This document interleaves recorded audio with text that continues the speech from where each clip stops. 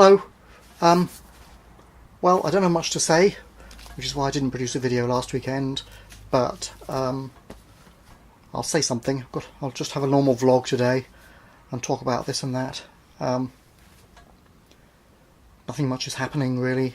I'm thinking about stuff, but not reaching conclusions, so nothing to talk about in a sense. I've stuck a survey up for which games I should play for those who are interested. Just tick which ones you wouldn't mind seeing a gameplay video of or something, and I might get around to them at some point. I've been doing 30-minute videos as an experiment, like on Civilization 6, the Rise and Fall add-in. I don't know whether it works or not. In a way it does and it doesn't. It doesn't make much difference to the stats as far as I can see, but this is only one video, or one set of videos. It seems to me that an hour is more appropriate, but it is harder to watch an hour in one sitting. But I suppose you can come back to the video after all. I don't know. Opinions, please. I know some prefer shorter, some prefer longer videos. So there's probably no good reason to do one or the other, except percentage of watch time is going to be higher in a shorter video, which is a YouTube thing. They like watch time. A lot of people saying, oh, we must give up on YouTube, it's becoming owned by the mainstream, because originally, of course, it was a place where anyone could upload more or less anything, so you had like the Wild West free internet, and now it's all got to be politically correct, and if it thinks you've mentioned some dodgy words, even quite perfectly normal words, but if it doesn't like them, it thinks the topic is a bit dodgy, it'll tell you it's not friendly for advertisers, and it'll only review it if you get a zillion views and so on. But anyway, in a way I just don't care. So what, I'll just carry on making videos or not, as the case may be. Anyway, gameplay videos, let me know by doing the survey if you want. And I'm looking at the weather here, because it's springtime in London and it's snowing. We have the mini beast from the east. We had the beast from the east a couple of weeks ago, where we had a centimetre of snow or so in London. And now it's due to snow again today and tomorrow, Saturday and Sunday, and it is indeed snowing. Not settling, except on the roofs, because it's a little bit too warm. Well, the ground is a little bit too warm, but if it carries on snowing for the whole weekend, I guess it'll have settled by Sunday. We often get late snow. I mean, this is towards the end of March now, and well, 19th or something, 17th, I don't know, and we sometimes get late snow, even May, sometimes. I think the seasons don't respect our official seasons at all, that's all.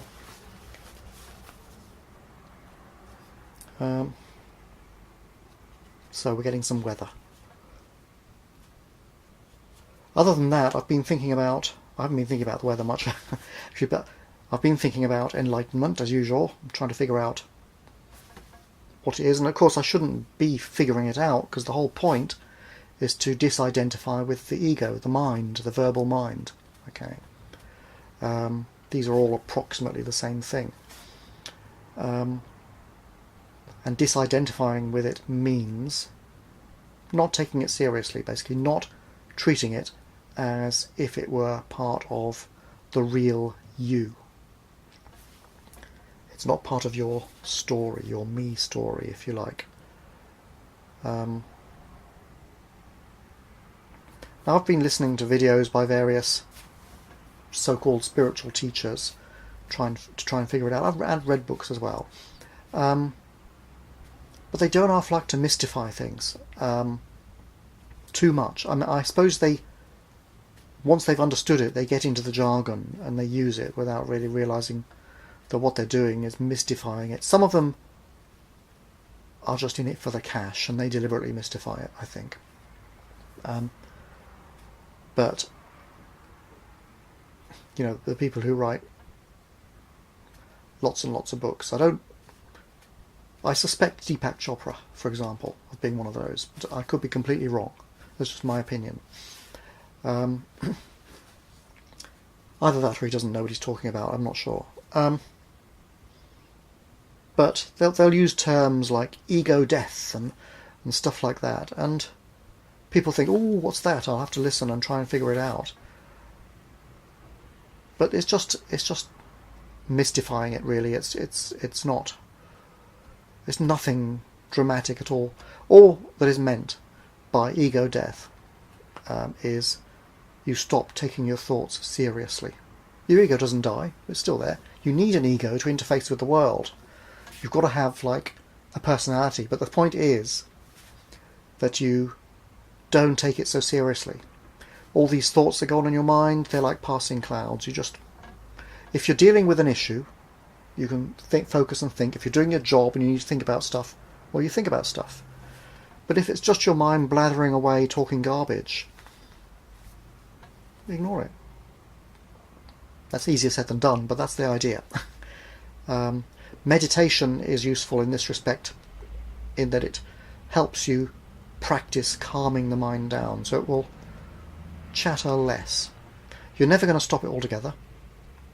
Some spiritual teachers give the impression that you will, but it's not true. I don't think it's true. The mind, the brain, just does that in a human. Once it's been taught language, it chatters away endlessly. I mean, you have a visual cortex which processes visual data endlessly, right? Even when you're asleep, you start dreaming of stuff, visions, right? And it's the same with the language center. It just chatters away, and that's what it does. But you are the awareness, not the chattering. And you are the awareness. You are not your personal history. And you are not your future success or failure either. You are just aware.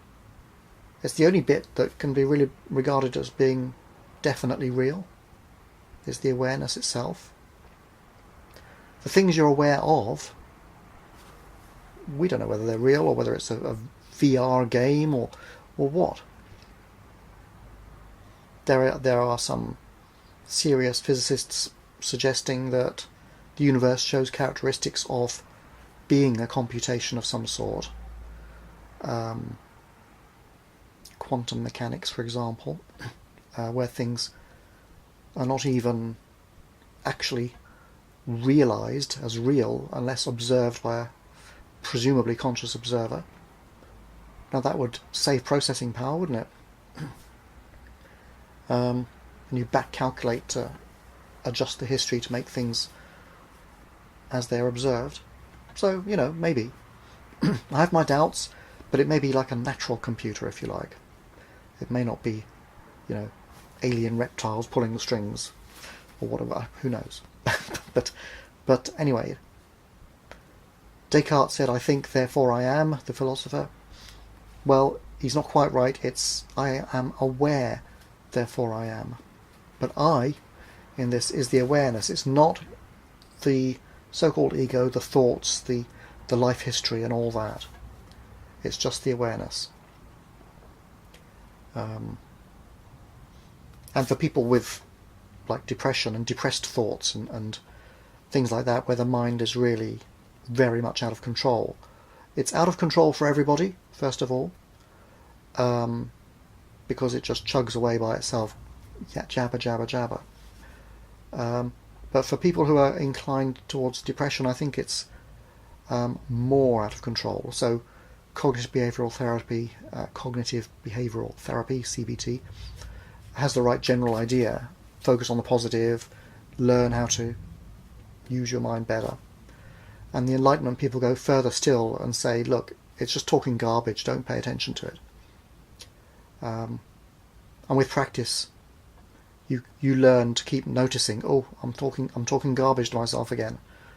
And when you are instead of identifying with the words, you're identifying with your self, your awareness, or if you like, just the sights and sounds around you and within you, and not the chitter chatter, the sort of, you're rubbish, why did you make this mistake, nobody's ever gonna like you ever again, and all this, whatever the garbage is that you think, I've been abandoned, I don't know, people have different garbages for themselves. When you're not focusing on that kind of thought, you are living in the present moment, because there's no past and there's no future as such in terms of your awareness when your mind is silent. And also when your mind is being ignored or not taken seriously.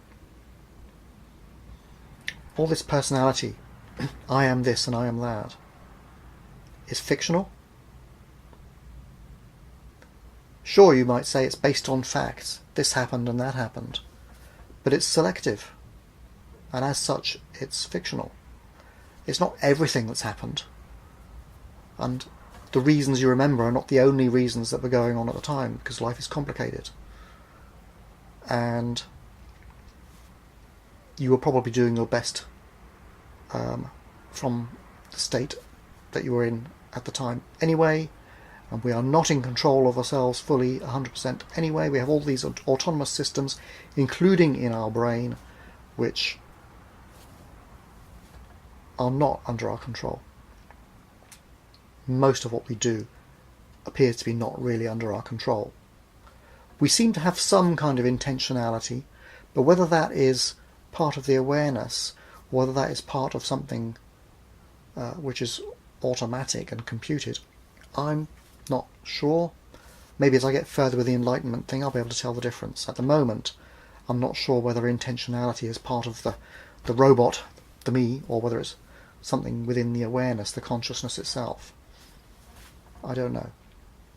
Because it seems to me that fake intentionality, such as we'd give a robot some sort of self-motivational powers, would be the same, or would appear the same as real intentionality, whatever that is.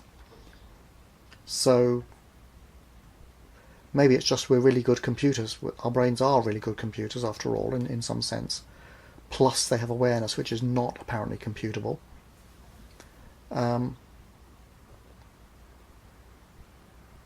So maybe the intentionality and all that is part of the illusion of selfhood. The only thing which can't be an illusion, I think, is awareness. So, puzzling stuff. But the key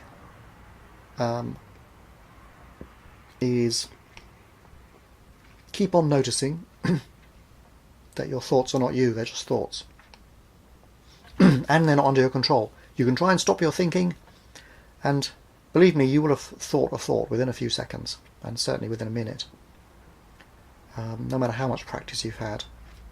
And that's true for all these spiritual gurus as well. They have learned and made it their default state to not be bothered with it.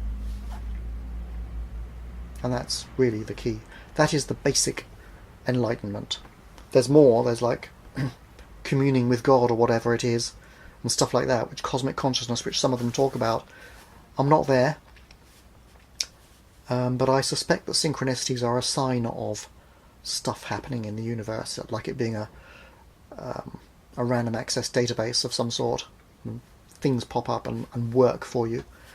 And it's said that as you graduate through the levels of enlightenment, you get more of that sort of thing, which suggests then that there is something going on.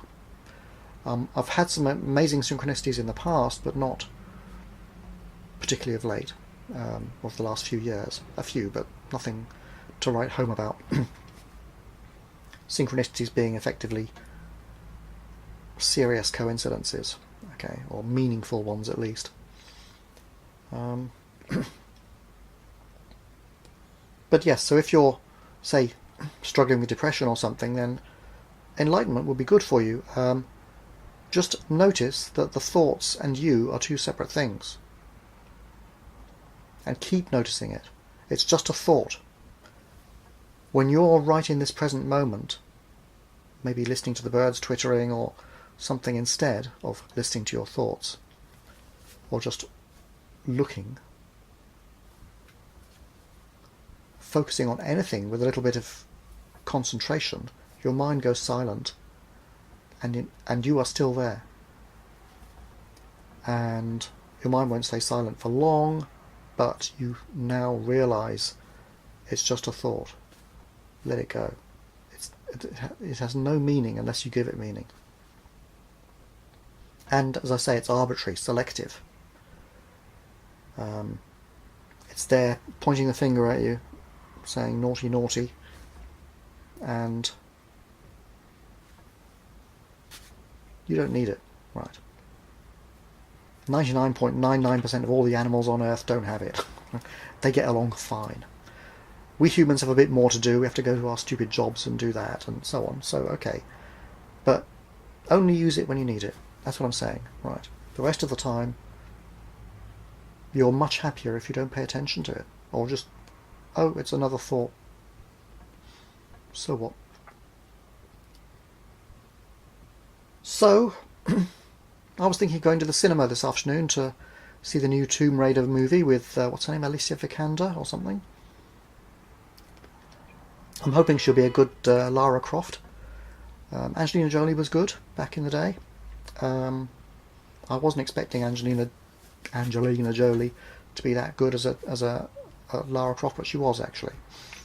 I noticed people online have been complaining that Alicia Vikander's breasts are too small. Or is it Vikander? I don't know how to pronounce the name. I haven't heard it yet. But we're not supposed to be thinking about things like that, guys. These days, it's you know, we're not supposed to be objectifying women, right? Because times have changed, and Harvey Weinstein and co. have pointed out to us that actually it's not a good way to behave, right? Although obviously women objectify men too, but we don't hear so many complaints about that. We just keep on sticking the light bulbs in, or you know, fixing stuff. However, anyway, I'm hoping it'll be a decent film, but it's £16 to go to the cinema. It's about, what, $25 plus for one cinema ticket. Plus, if I buy junk at the cafe or whatever it is, you know, the stall there, it'll be more. I mean, for that price, that's nearly 2 months' worth of Netflix, which is about just under £10 a month, depending on which plan you get. I would not get the most expensive one.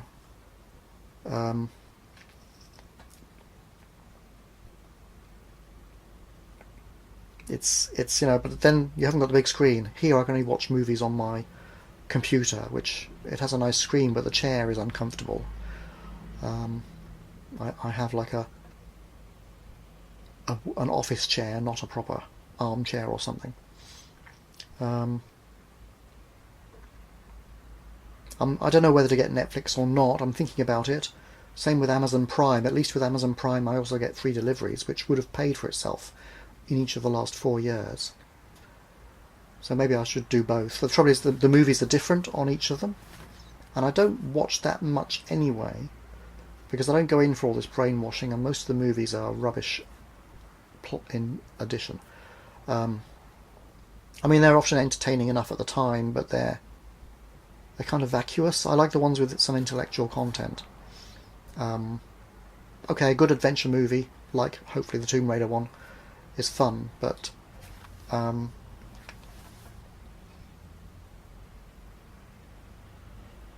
more into, I don't know, 2001, A Space Odyssey, and so, I don't know, stuff that you can analyse a bit. You can analyse the adventure movies too, but they're all the same. So what's the point? It's like the hero's journey, basically. But I'll go and pay for my brainwashing, I think, this time. Just occasionally I should, you know, go for it's almost a treat, I suppose, if it's a decent movie. Reviews online are mixed, so we'll see. But actually, speaking of Harvey Weinstein and co., it's one of the problems with our society, isn't it, that the scum tend to rise to the top, like on water. When you put the soap in there, the scum floats on the surface. It's kind of the same. Our social structures are such that people who are attracted to power are attracted to influential positions necessarily, and our systems do not filter them out effectively. However, they're controlled to some extent by feedback, such as the Me Too movement at the moment, legal actions and stuff of that sort does, and the way that the systems are organised does kind of help control these scumbags a bit, but not enough yet. And of course, you also get stupid people getting in charge, as well as being scumbags. Sometimes they're thought-free as well, and philosophical nonsense. People who don't even read books.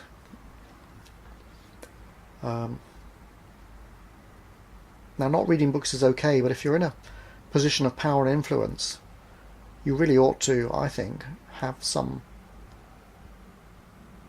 idea of what the greatest minds of history have come up with, because we have an issue with our human brains when they're unreflective, and we take our thoughts seriously. We automatically believe whatever we think when we're taking our thoughts seriously, when we think that's me.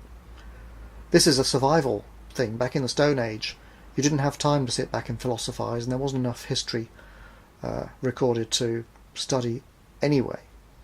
So you had to assess a situation and come up with a course of action quick, and you had to basically believe what you thought, because there was no time. You had to act. Now things are more subtle. Reality is more subtle than that. We need to be able to think if we're not going to nuke ourselves or something. And people who don't, maybe we can get by on sheer canniness, but not all the time. I'm talking about Mr. Trump, I suppose. Maybe he'll be a good thing in the long run, but he's kind of a wild card, let's put it that way. Preferable probably to Hillary still, but I guess we ought to take the rough with the smooth.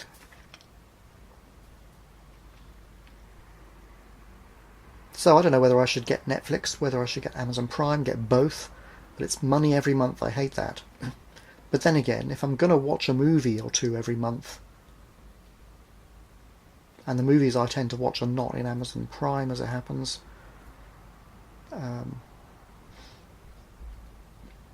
it's a difficult choice. I'm defaulting to not getting either at the moment, but that means I'm missing out, or I have to go to the cinema to see stuff which is expensive, and I haven't done that in ages. Haven't been to the cinema in over a year, I think, actually, or more, several, possibly. Don't remember the last time I went. Because the prices are ridiculous, that's why. I would, if it was £5, I'd go. £10, no. And it's 15, so rarely. But I'm going to go, and that's it. Any thoughts on what I've had to say? Do the games survey. I'll stick a link in the description. I might put it on the screen if I remember somewhere. We'll see. Okay, bye for now.